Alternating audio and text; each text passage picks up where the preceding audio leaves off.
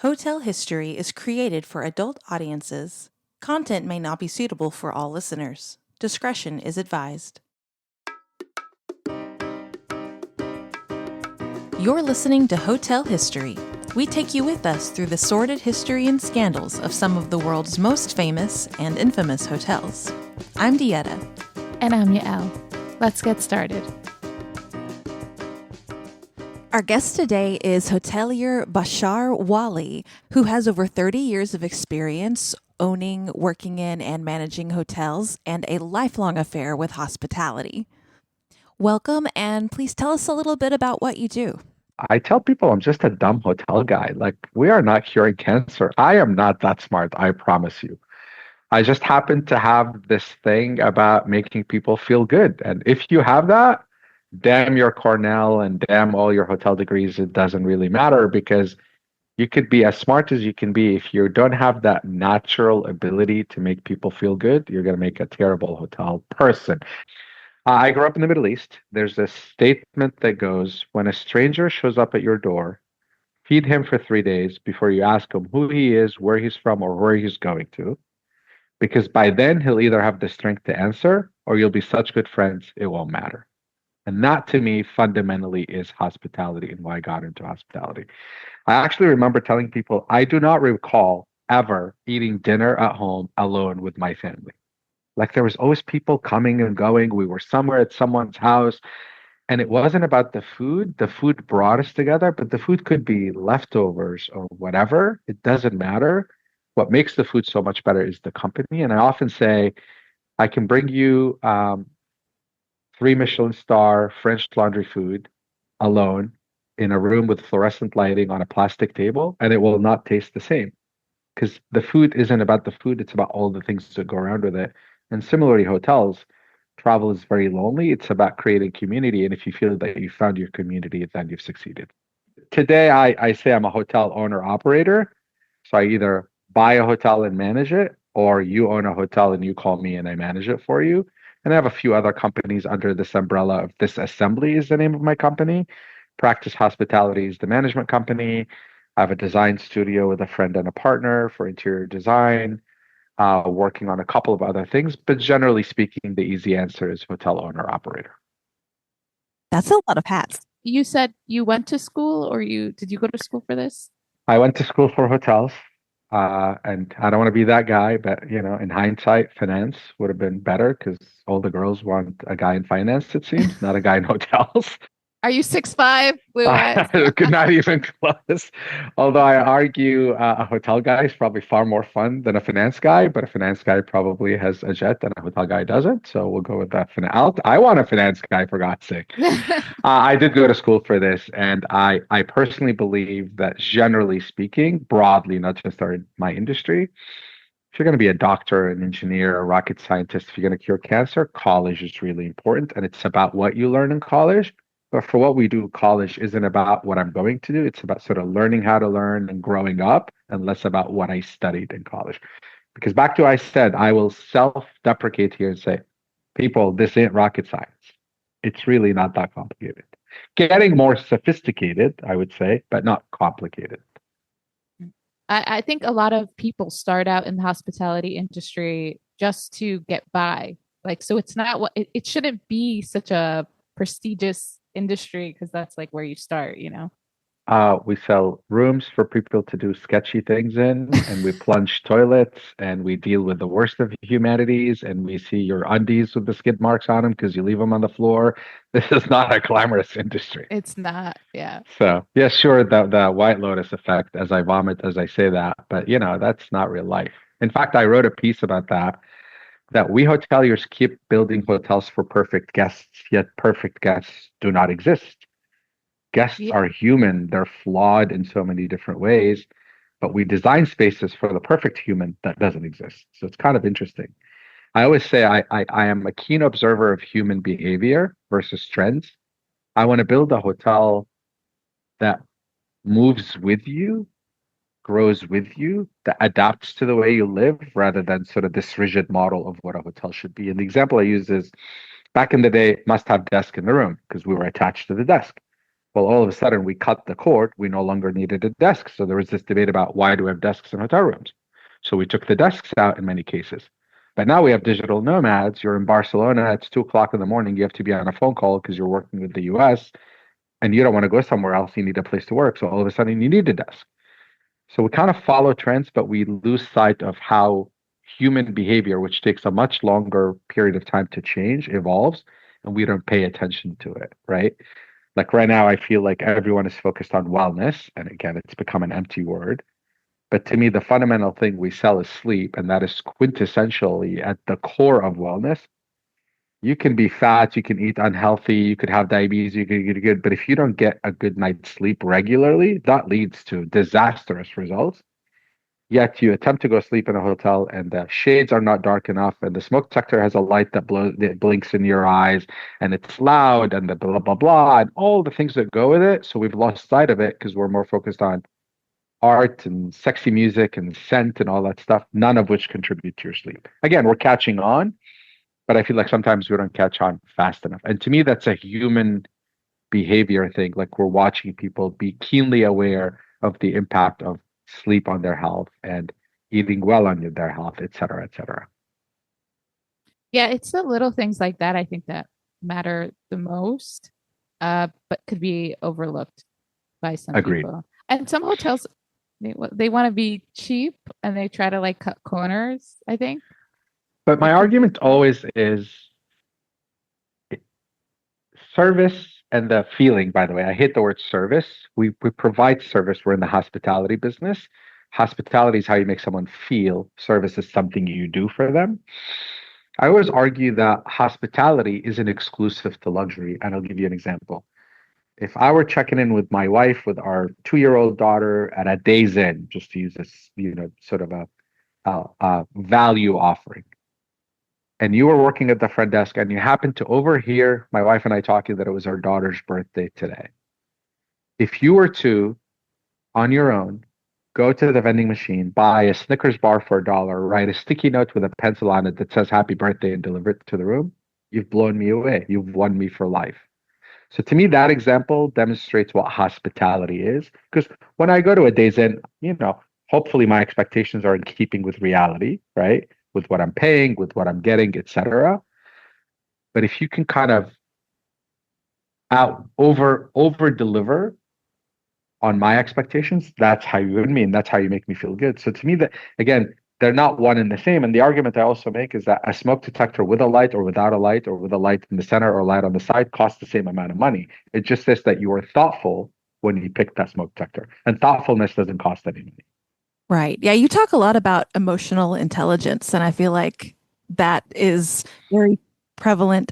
You need it in the microcosm, like we're talking about the person at the service desk paying attention to what the person checking in clearly needs, and then in the macro world too, where the hotel itself is paying attention to what its customers need, like good sleep. 100%. We talked about college for a minute. My criteria for hiring someone is two things: common sense, which is exceedingly uncommon, as you know, and number two, emotional intelligence. And in fact, one of the things I've been hoping for and working on with smarter people than I in academia is creating a hospitality specific emotional intelligence aptitude test. I want to know, where are you on the spectrum of emotional intelligence? Are you completely a cave woman when it comes to emotional intelligence, or do you have enough in you that I can polish and refine and train you to do better? Because I believe, and I'm sure I'll get a lot of maybe corrections or hate mail for it, you're kind of born with it or you're not, in a way. Sure, we can work on it and improve it, but this idea of being friendly and outgoing, some people comes naturally to them. Those are the people that tend to be more in tune with other people and their needs. An example I use, to your point, is if I show up at the desk with my credit card and my license in my hand and I'm spelling my 4-letter last name to you, I don't want to talk to you, and I don't want to hear about the spa, and I don't want to hear about anything, because clearly I know the drill, right? Don't do it and tell me all the things you have to tell me because the SOP told you so, because then you're a robot. A robot can do that. Until we can teach robots that, hey, this guy does, given his body language and his approach, he's probably the person who doesn't want to be talked to, don't talk to him, versus someone else comes shuffling through their purse, complaining about the TSA, blah, blah, blah, and the lines and the Uber driver, etc. That person needs empathy. Give them empathy. And that's why I'm somewhat happy that our industry is, for the time being, resistant to this automation, because until not never, I'm not a naysayer, until we can teach robots emotional intelligence, which for the time being is exclusive to, I'd say, mammals broadly, because I'm happy to have a dolphin check me in. I don't need a human or a dog, because I'll get the warm and fuzzies from them. um, until we reach a point where we can teach machines how to have emotional intelligence, I feel so good that our industry will still always be centered on humans. And that's what I constantly fight for, is use technology to remove friction, not to remove humans. Because without them, hotels are a commodity.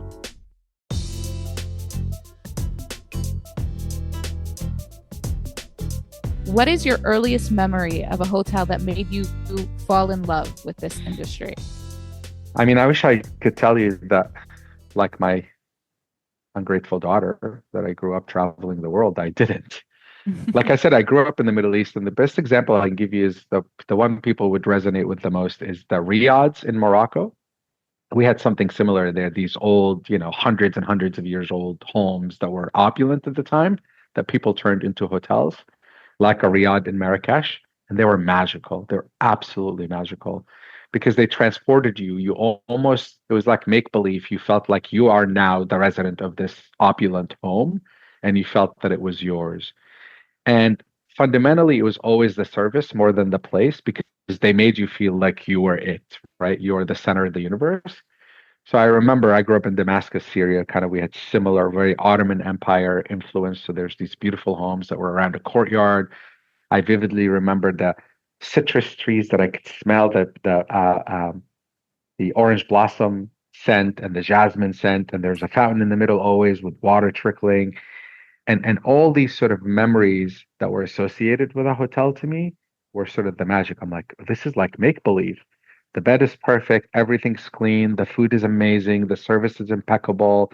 You could just roam these halls like you owned the place, which is sort of the feeling we aim for in hotel. The art was great, the music was great. So that's really where I caught that bug. But fundamentally, I've always been the person who, in a friend group, wanted to make sure everyone is okay. So the nurture piece of it, that's why, by the way, I think women make much better hoteliers than men do, because that's innate to them, this nurturer thing. I would much rather have a female GM than a male GM. Sorry, people that work with me for me. So the nurturer thing is an important piece, and if that gives you joy, like my two love languages, gifts, I'll send you my address later, or acts of service. I want to make sure you feel good. And hotels were such a great place. You could do it in a hospital. Lots of people provide acts of service, but in a hotel, it was in a fun environment. It was during happy occasions. You were partaking in families, celebrate. Remember, hotels historically were the central of life. Like all things happened in hotels. Political campaigns, bar mitzvahs, birthdays, weddings, funerals. You're always part of a celebration. I think funeral is a celebration of life. So it was so much fun to be able to provide access service, make people feel good. What was the best environment to do that? I felt hotels were it. We feel the same. That's why we love talking about them, because they're like the ground zero for political and social change. 100%. 100%.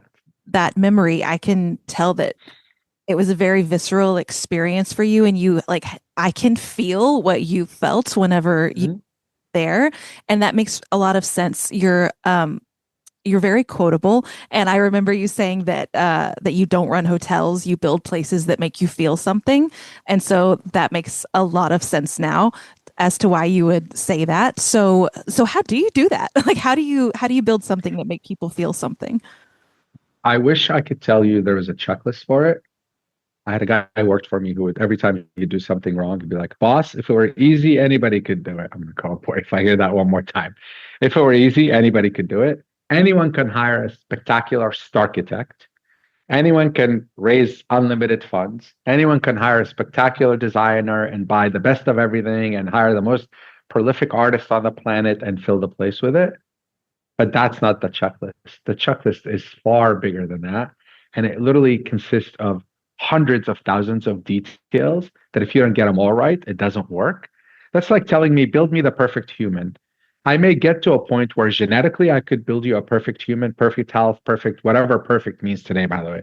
The right height, the right complexion, the right eye, 6'5", blue eyes, right? I could do all of that, but their personality, it's so much more, it's so much harder because no one knows what soul is made of. Can you give me a chemical compound for what soul is? No one knows that yet. And that's how I think about it in hotels is the important part is infusing it with the soul. And that comes from having soul yourself, having authenticity yourself, being thoughtful and intentional in everything you do. I don't want to hang a Picasso on the wall just because I have it and I'm rich and I can afford it. I want it to mean something. Because a Picasso to me without context means, oh, this place is so fancy that a Picasso on the wall, it's so expensive.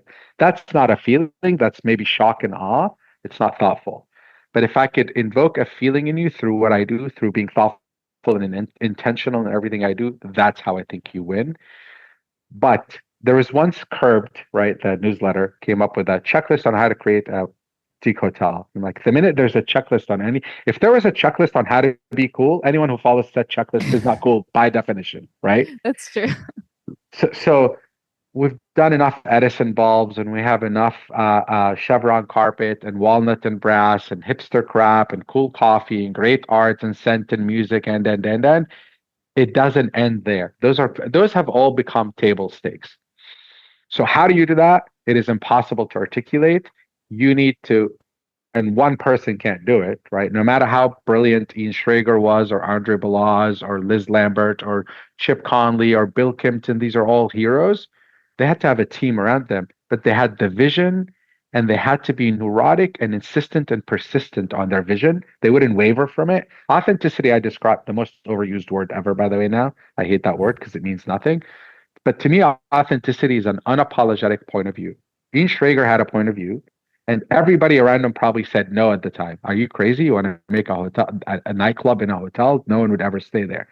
But he stayed true to it, and he said, that is my point of view, and that's what we're doing, and it paid off. Bill Kimpton had the same thing. Liz Lambert, all these people we admire had a very authentic, unshakable belief point of view because they were authentic themselves and the work they did became authentic. So you can't fake it till you make it there. You truly, if you are not it, and not everyone has that sort of thing about them, but if you have a lot of money and you want to build a brand, I don't care if you have good taste and a lot of money, but if you don't have that thing in you, find someone who doesn't partner with them. Because no matter what you do, it won't come across unless you. And by the way, I often talk about most hotel brands we love have a human connected to them. I just mentioned a bunch of them, right? Even back to Marriott and Hilton in their early days, they had Marriott, they had, Hilton, they had these humans. They were never a machine, but now they've become machines. So I feel like the brands that we resonate with more and more now are the brands that come from authentic humans because we feel their soul through what they build.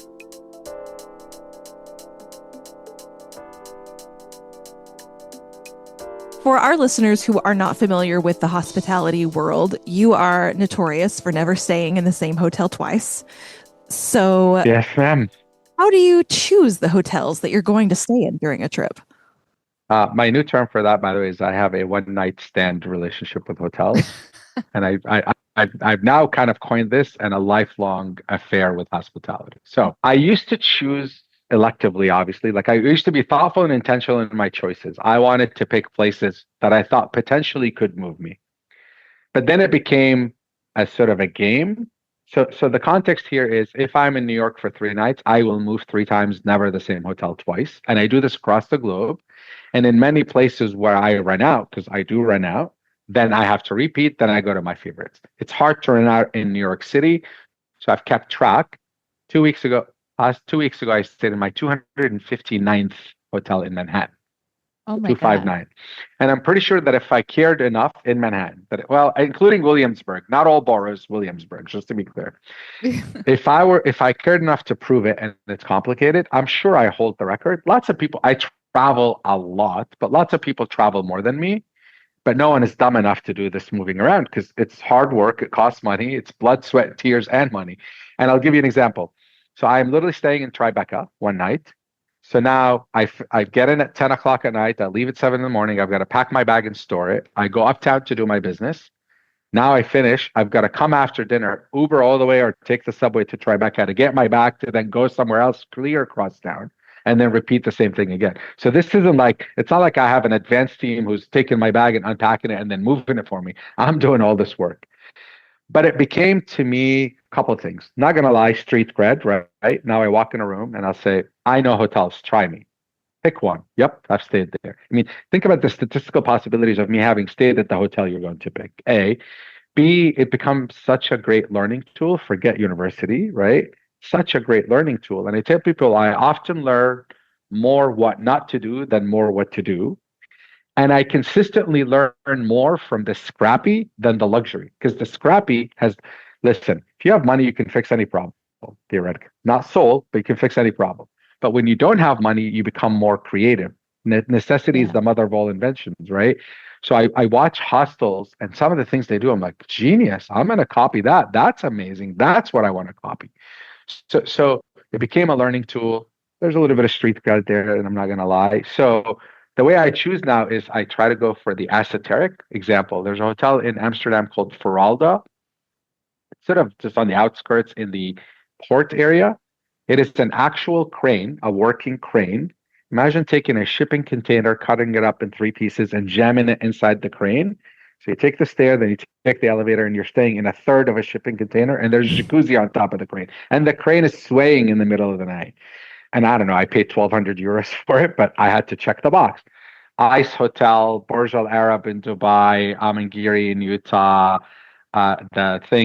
Bay Sands Marina in Singapore, et cetera, et cetera. The Robot Hotel in Tokyo, where literally robots are checking you in. So it becomes a bit of a novelty, but often I am really looking for innovation, and I've become disenfranchised with my industry because we are not innovative anymore. I mean, I think people use the word disruption a lot, and it's such a big word. How dare you? Like, really? I think our industry was disrupted twice, period, ever since its existence. One by the internet, which disrupted the world, and two with Airbnb. Outside of that, it's all been ornaments on the tree. No one has substantively changed it because it's hard to change. You are selling a bedroom for the night. Like, that's fundamentally what it is. Of course, now we're expanding on it in community and wellness and la and co-working and tonic bars and all that stuff. But fundamentally, I'm selling you a commodity. We try to uncommodify it, if that's a word, by infusing it with community and tribe, because yes, you need a room, but now this room, it happens to be at your best friend's house, not a stranger's house. That's the solve that makes it non-commodity.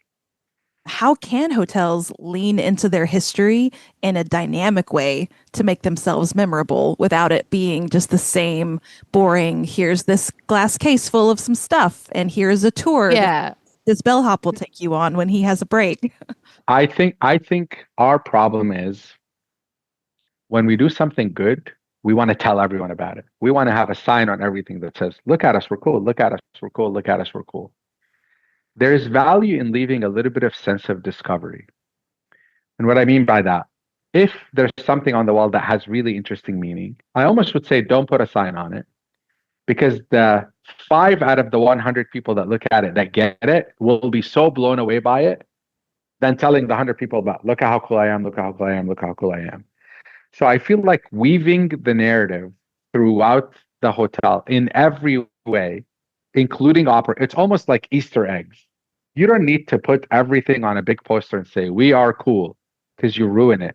You almost have to leave some hidden and let those who find it feel like they found a secret that no one else knows. And I love the idea of weaving the narrative rather than billboarding the narrative. Because the minute you billboard it, again, it's Disneyland. And by the way, what you described, I've seen it again and again, and it breaks my heart. I'm like, you were handed this incredible hand of there's a hotel in Boston called Charles Street. It was a jail, an infamous jail. Is that what it's called? No, called Liberty Hotel. I'm sorry. It's called Liberty Hotel, but it was the Charles Street jail. Infamous prison. And they used the prison. They have such a beautiful story. And I feel, and again, I want to be fair to them. I haven't been in a long time, but I feel like having a bunch of things on the wall that tell you the story, womp womp. And I know that if I were to work on it, I could figure out a way with smart people around me, branding agencies, etc., to weave it, not to tell it. Don't tell me the story, weave it in the narrative. Does that make sense? Yeah, When I go to San 100%. Yeah. Francisco, I don't want a piece of art on the wall of the Golden Gate Bridge. I want to feel like I'm in San Francisco indirectly, implicitly, not explicitly, because we're bombarded with things in our life. I think sometimes a little more subtle. I tell people a lot when you're planning hotels, we get so far in up to the line and we cross the line.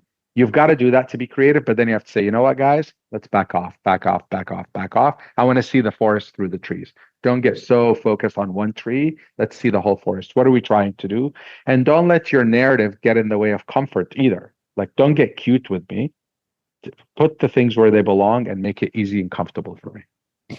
And also, I think something that I think hotels that do have kind of a salacious history should do is talk about it. It's okay if people know that, that place used to be a prison or a brothel, 100%. or there was 100%. like a fire.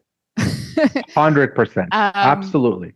A lot I mean, of them don't want to, they though. don't. It's funny because when we're buying a home, I was having this argument with my wife. I say, well, I want new. I want the plug where it belongs and the whatever where it belongs and the windows to work. And she says, that's boring. Like, I want to know celebrations were had here and people lived and died here and people had tragedies and celebrations here because that's what makes some back to soul. If I could build you the perfect body, which I can in a hotel without a soul, what's the point? Historic hotels comes filled with soul already. How do you celebrate it and how do you bring it to the forefront without being, you know, it's a small world after all song stuck in your head because you keep going on the boat and it keeps going around at the Disney ride. Like, I don't want to Yeah. keep hearing about the jail, the jail, the jail in everything that I do and every piece of collateral that I get. And I don't want my window to have bars on it to mimic a jail because that becomes Disneyland.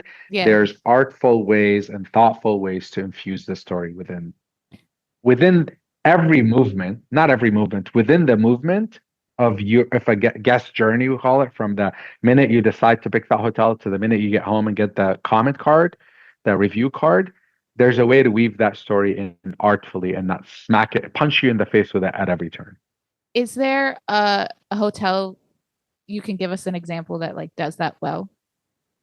I was just reading the story about the El Pelicano in Italy and bought the hats from High Snobbery, by the way. Spent a lot of money on it. They just did a collaboration and drop with a bunch of merch, and I love hotel merch. Like the story about the couple who found it and I wanted to make something of them. I don't want to screw up the story. Someone will fact check me. But I also was reading about the Asselines, the book publishers, who also found this hotel and started shooting photos in it, and it may be one and the same. I'm confusing everything together now. But there are some of these gems in Europe that happen so organically and so lovingly, and normally with people with passion. One hotel I love all the time is Chiltern Firehouse in London. Sadly, it had a fire recently. It was done by Andre Balaz. It's an old firehouse that's 32 rooms in it. There's like nothing I could tell you that makes it magical. It just is. And it's his touch and his soul and his passion. The easiest example I'll give you is in your backyard, the Chateau Marmont. At the end of the Yes. day, the hotel is, no offense, kind of a piece of shit. It needs a lot of work. But man, it's like it's the imperfect body with the perfect personality and the perfect soul and the perfect like people say it's a vibe. Chateau Marmont is a vibe. And Yeah. it is not about how perfect it is. It's almost about how imperfect it is that makes it what it is. Yes. Yeah. 100% agree. Yeah. It's very unique. There's not many places like it. One of And a kind, hard to duplicate. Chiltern yeah. Firehouse by Andre Balaz, same owner, has that effect on me also. And there's lots of those places across, obviously, the globe that have that effect. And in the U.S., another is Sean McPherson is a spectacular hotelier in New York. He has the Hotel Chelsea. Again, Yes. that Yeah. history, oh my God. And he's only made it better and recently renovated. It is spectacular. Now, is it the best hotel? Best defined best. Physically, Yeah. likely, definitely not. Emotionally, 100% one of the best hotels in the city. But yeah, if you want shiny and new, I don't know, go stay at the Aman or the Baccarat or whatever, and they have their own story and personality versus something that's been around forever that has old. I mean, you talk about celebrities that have stayed there, random people that have stayed there, people that have passed through these doors. That's what story is to me at the end of the day. It's about those who came before us. And that's where storytelling comes from, right? Before we could write, that's how we told human history, through telling stories.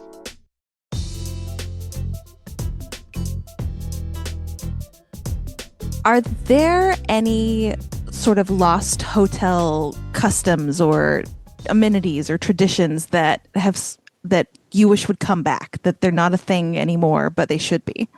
The one thing I always bemoan the loss of, and I'm trying to recreate, and a lot talk about it, but I haven't seen it done. We talked about hotels having been the center of life in any particular city, right? Business meetings, celebrations, weddings, funerals, political things. Like the hotel lobby was your de facto office for a lot of people in local communities. We talk about the living room of the community. And at some point, we hoteliers decided to become elitist assholes and put up stanchions and bouncers at every door. That not only, if you're a guest, you almost feel intimidated walking in, let alone a local. And I feel like we all talk a big game about, oh, the lobby, the community, all of that, and we haven't been able to really accomplish that yet. So I feel like this idea of right now, if I want to come meet you in your town, the first one place we're going to say is Starbucks or something like that, right? And I wish for hotels to again be the first, second, and third choice you come up with, where to your point, you're welcomed with open arms. One of the biggest frustrations I have is I go sit in a fancy hotel, to remain nameless, recently, and I need the Wi-Fi password. Like, first of all, why is there a password in the lobby? Like, Wi-Fi is almost like electricity now. Come on. And now, if I want it, I've got to go up to the desk, wait in line, and have someone tell me, "Oh, are you a guest here?" No, I'm not. Well, what are you here for?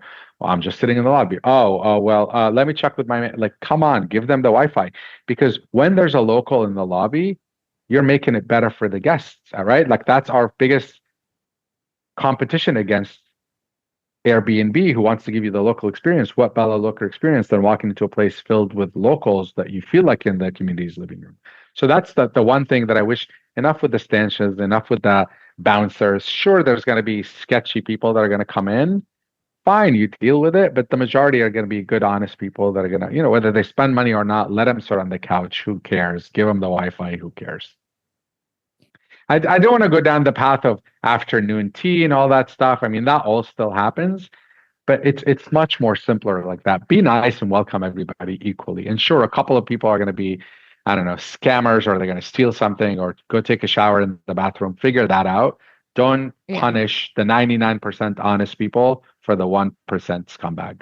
Yeah, no, actually, we talk about that all the time, that hotels used to be a third space where people from the community would come and just be, and they're not anymore. And we need something like that. So completely agree. Yeah.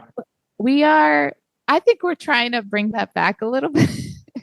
I think the industry is trying to bring it back too, by the way, in fairness. They just don't do it well enough yet, I don't think. We have come up with one way to do it, and we want to expand on it a little bit. We call it drinks in the lobby. Mm-hmm. So we purposely go to different hotel lobbies and we record our experiences and our like just hanging out there. And it doesn't have to be alcohol. It's usually like we can get coffee or tea or whatever. But to kind of bring back that third space and that feeling and talking to people. But it does feel a little bit like some hotels, it's uncomfortable to do that. Mm-hmm. And people are staring at you. Like, they're looking at you like you don't belong, etc. Right? Yeah. And I think they're also, maybe the hotels should get more involved in creating something or events in their space or something for the community. Like, it doesn't have to be like money making necessarily or alcohol related. I think that a lot of places have beautiful spaces and they should utilize it. And I don't know what the answer is exactly. I know this is just our version of doing that. And we kind of also want to talk to bartenders and staff and be able to interview them and like kind of get people to go and actually like, get involved in their environment. Everyone is so just look at your phone, go to your room, or just, exactly. How do you break that wall? So Yeah. that's One interesting that you think that that's the thing that needs to come back more. Totally. I mean, I want it for me, right? As a consumer, I want it for me, and I feel like again, I don't know why we're so resistant to it. Like, oh, the carpet is going to wear out faster. Okay, yeah. I mean, like the Wi-Fi doesn't cost you anymore; it's there already. What we don't want historically, again, in fairness, just being a realist for a second, what we didn't want is on the road salesman Joe to come set up shop in the lobby all day, be on the phone, be loud, disrupting others, making it like an office. But again, back to the 99% and 1%. Sure, 1% are going to do that. We'll deal with them on a case by case basis, but don't punish the 99% for the 1%. So do you think there is a modern hotel, lifestyle hotel, boutique hotel that has what it takes to stand the test of time like some of these old grand dames have done? Well, I mean, modern. There's a hotel in New York on the Lower East Side called Ludlow. It's new. It feels like it's old. I feel like that hotel will be cool and relevant 10 years from now, 15 years from now. There's a lot of them. That's one of my faves in New York. And what it takes, again, the formula is simple. Don't follow trends. They come and go. Uh, Stay true to whatever it is that you're trying to do, authentic and execute. I mean, the other quote I love, you said I was very quotable. I love these quotes. Execution eats strategy for breakfast. You can strategize all you want. And the other quote I love is, I am as good as my worst employee. So when you show up at 2 o'clock in the morning and deal with someone who's rude to you, it's a direct reflection on me, whoever me is, the owner, the whatever. Um, so if you create a timeless space, avoid trends, and what makes a place timeless is how it makes people feel. Like back to that again, right? Just welcome people in, make them feel good, and it'll be timeless forever, and they'll tell all their friends about it. And because when I stay in a hotel or I go to a hotel, I don't take the marble from the bathroom with me. I don't take the art from the walls with me. I may steal a towel or two, but what I take with me is the memory, right? Like I'll say, oh my God, the bartender did whatever, or the guy did this, or I felt so good, or I met my friend there, and we sat in the lobby and we looked at our watches, and we had been there for 6 hours talking, and the food kept flowing, and the booze kept flowing, and whatever. Like those are the moments that make us feel loyal to a place, that makes it timeless. Now it has to be comfortable, right? Back to that, the table stakes, and it better be, attractive design wise, and it better smell good, and the music better be right. Like those are no longer differentiators. Those are table stakes. It's the attitude. What excites you about the future of hospitality? I think I touched on it already. The idea that we are AI proof. And I say again, I am not a naysayer, but until such time that I can put a pair of goggles on, lie in my bed, and literally feel the water and the sand between my toes, people will travel. What excites me about it is we lose sight of the fact that there are 8.5 billion people on this planet, 90% of whom have never seen the Eiffel Tower, have never seen the whatever, and want to go. And I also make the argument that back in the day, I'd show up at a meeting, I'd flash my watch, I'd open my suit a little wide to show the label. I might drive up in a fancy car to sort of status, uh, showing status and kind of flaunting status. And I feel now, and I'm guilty of it myself, within 30 seconds of meeting someone, we're talking about how many countries I've been to, where are you traveling, where is your next vacation, where was your last vacation. So travel has become the new status symbol, and that is such great news for our industry. Now, unintended consequences over tourism, we're wrecking the planet, we're destroying artifacts, we're Instagrammable moments galore in neighborhoods where people actually live, and we are just terrible. You've seen the account where Instagram real life, and they turn the camera around, and there's 1,000 people waiting in line in someone's neighborhood where they live and their kids go to school or whatever. So, but from an economic standpoint, I feel like it's here to stay. It's not going anywhere, and it truly has become the new social currency. Travel is.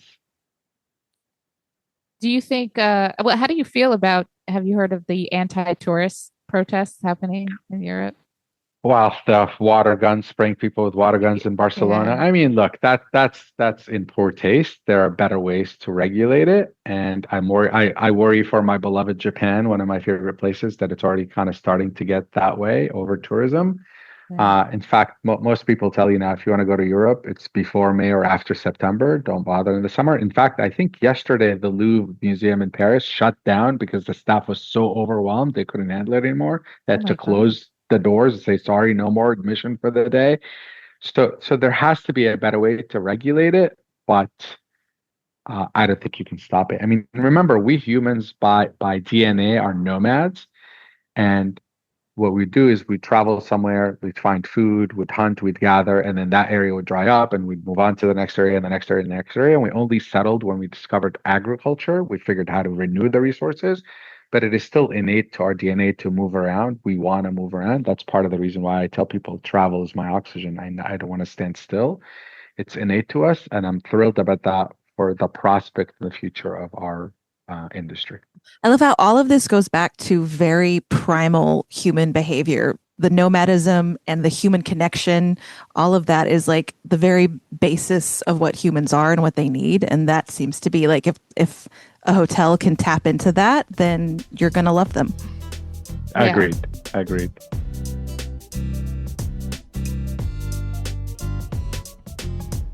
We want to thank Bashar for coming on the podcast. You can follow him on LinkedIn, and you can also find his websites at thisassembly.com and practicehospitality.com.